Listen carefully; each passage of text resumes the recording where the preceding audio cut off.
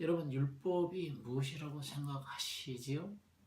학교에 학칙이 있고 회사에 해칙이 있듯이 하나님과 인간 사이에도 어떤 법이 있어야 했겠기에 하나님이 율법을 주셨습니다. 그런데 율법을 하나님이 인간에게 주시기 전에 하나님께서는 모세에게 분명히 이스라엘의 장로들에게 물어보도록 했지요. 하나님이 율법을 여러분들에게 주실 겁니다. 율법을 주신 이유가 사실은 은혜 아래 머물러 있음에도 불구하고 저들이 은혜인 줄 알지 못하고 죄를 범해도 죄인 것을 깨닫지 못하기 때문에 하나님이 율법을 주시기를 원하셨던 것이죠. 그런데 중요한 것은 율법을 하나님의 사랑이신지라 그래도 백성들에게 물어보도록 했습니다. 모세가 대답하기를, 여러분 이스라엘 백성들이요, 하나님께서 여러분들에게 율법을 주시기를 원하십니다. 율법을 주시게 되면 그 율법을 지키게 되면 이루 말할 수 없는 복을 줄 것이고 지키지 못하면은 저주를 받겠다라고 말씀하셨는데, 여러분 율법을 하나님이 주신다면 받으시겠습니까? 받지 아니하시겠습니까? 라고 물었을 때 이들은 일제히 대답을 하되 율법을 우리에게 주소서, 율법을 우리에게 주소서 라고 저들은 요청을 했습니다. 이게 출애굽기 19장 8절에 나오는데 한번 읽어보시겠어요? 7절부터 한번 읽어보시겠습니다. 네.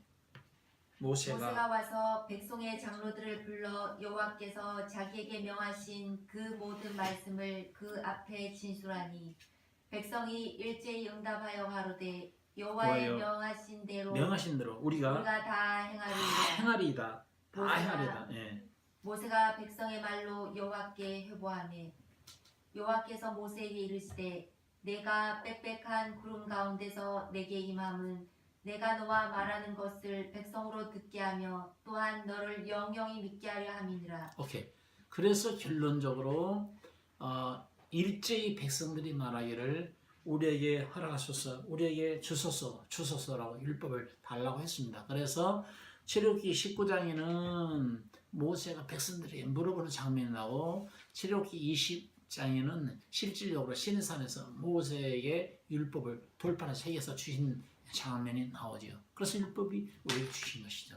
율법은 그러므로 하나님과 인간 사이 하나의 법입니다. 그런데 중요한 것은 율법이 하나님으로부터 왔기, 천사의 손을 빌려서 하나님으로부터 왔기 때문에 율법은 거룩하고 의롭고 신선하고 선합니다. 로마서 7장 12절을 보니까 이로 보건대 율법도 거룩하며 계명도 거룩하며 의로우며 선하도다 그랬습니다. 율법은 정말 거룩하고 의롭고 선한 것입니다. 율법은 하나님의 거룩의 잣대입니다. 선의 기준이죠. 그렇다면 사람이 범죄한 인간이, 사람 누구나 다 죄가 있는데 죄인이 거룩해지려면 어떻게 해야 할까요? 정말 사람이 의로워지기 위해서 어떻게 해야 할까요?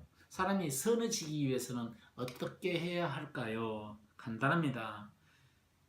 그렇게 하는 율법 자체가 거룩하다고 했으므로 거룩한 율법을 완벽하게 지키면 거룩해질 수가 있습니다.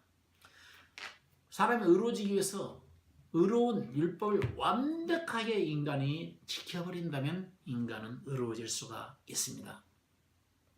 사람이 마음속에 선과 악이 존재한다고 하는데 그 선과 악은 실질적으로 인간 마음속에 들어있는 선은 하나님이 원하시는 선이 아닌 것입니다. 선악과 속에 들어있는 선인데 다음에 제가 선악과를 다룰 때 언급해 드리도록 하고요. 하나님의 선의 기준 되신 하나님 말씀 없이, 선의 기준 되신 하나님 없이 인간은 선해질 수가 없는 것입니다. 그 대신 사람이 선해지기를 원하고 의로워지기를 원하고 거룩해지기를 원한다면 정말 선의 잣대이고 거룩의 잣대이고 의로움의 잣대가 되는 율법을 완벽하게 지켜버린다면 인간은 선해질 수가 있는 것입니다. 율법을 지키지 못했는데 사람이 선하게 살았다, 착하게 살았다 이렇게 말합니다. 남을 돕고 구제사업하고 자선사업을 하면서 착하게 살면 하나님 인정해 주실 것으로 알고 있습니다. 그것이 선한 것으로 알고 있습니다만 절대로 그것이 선하지 않습니다. 로마서 3장 10절로 12절 말씀을 읽어보게 되면 기록한 바 의인은 없나니 하나도 없다고 했습니다. 이 말은 뭔 말이에요? 의로워지게 하는 율법을 단 한 사람도 지키는 사람이 없기 때문에 의인은 없나니 하나도 없다는 것입니다. 또 율법을 지키지 못했음에도 불구하고 자기가 지키지 못한다는 것 사실조차도 깨닫지 못하고 있다는 거예요. 그래서 그것을 깨닫는 자도 없고 하나님을 찾는 자도 없다라고 말씀하고 있습니다.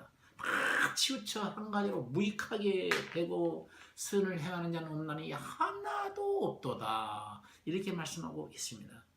이와 같이 성경에는 의인은 없나니 하나도 없으며 선을 행하는 자도 하나도 없다라고 했는데, 자기가 조금 교회에 충성하고 봉사하고 헌신하고 기도자가 많이 하면 선한 일을 한 것으로 알고 있습니다. 교회 종탑을 세워놓고 교회 강대상을 준비하고 피아노를 사놓고 헌신 봉사하면 그게 선한 것으로 알고 있습니다만은, 하나님은 그래서 시편 14편 1절에 어리석은 자는 그 마음에 이르기를 하나님 없다 하는도다 라는 말씀을 했고, 부패하고 저희는 부패하고 소행이 가증하여 선을 행하는 자가 하나도 없다 그랬고, 또 전도서 7장 20절에는 선을 행하는 자는 아주 없다, 선을 행하는 자는 이 세상에 아주 없다, 이렇게 말씀하고 있는 것입니다.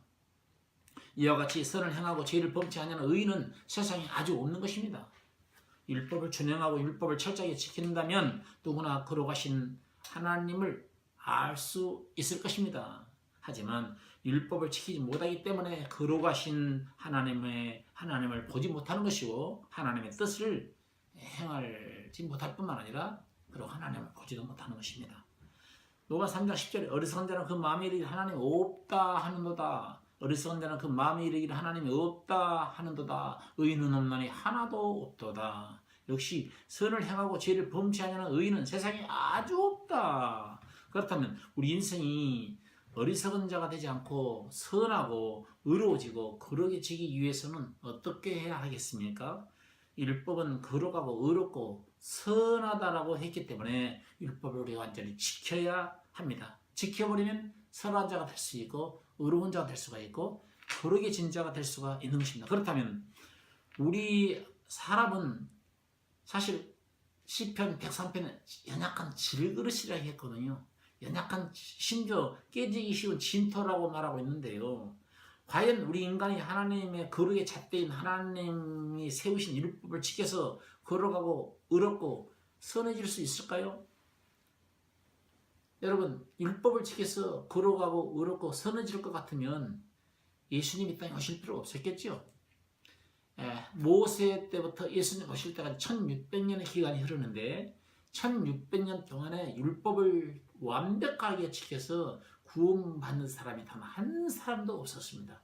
단 한 사람이라도 있었다고 한다면 율법을 지켜서 구원을 받고 선에 이르고 거룩에 이르게 되는데, 예수님이 땅에 오실 필요가 뭐가 있었겠습니까? 단 한 사람도 거룩해지고 의로워지고 선해지는 사람이 선해질 수가 없기 때문에 주님이 땅에 오신 것입니다.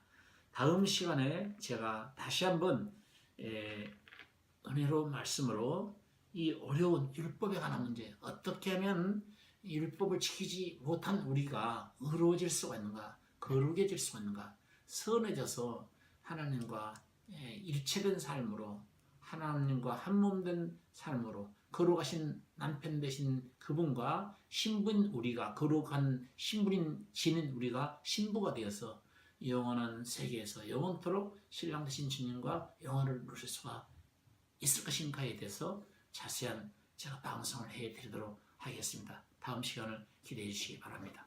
감사합니다.